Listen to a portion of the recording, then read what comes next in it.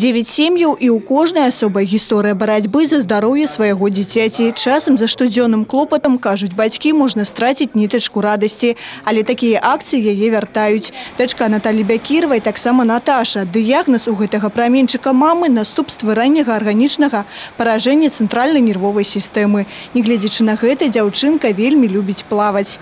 Мы плаваем с удовольствием, с большим удовольствием.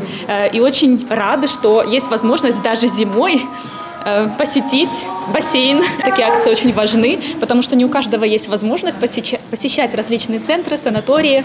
Вот здесь очень хорошая организация, транспорт. Сёлета гэта ўжо другое па ліку наведванне дзецьмі з асаблівасцямі развіцця аквацэнтра санаторыя «Надзея».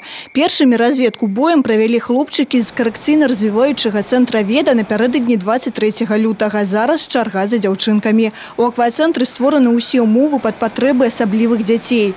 Ліфт для спуску ў ваду, безбар'ернае асяроддзе, падрыхтаваны персанал. Это дети с тяжелыми множественными нарушениями развития.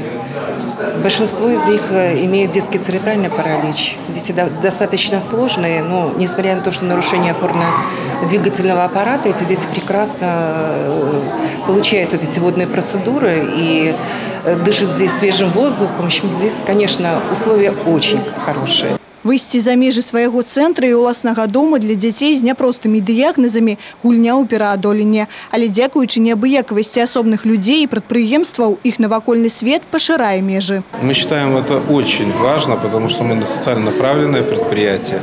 Мы всегда участвуем во всех республиканских и областных акциях не только для детей, но и взрослых. И, в общем-то, это наша социальная политика.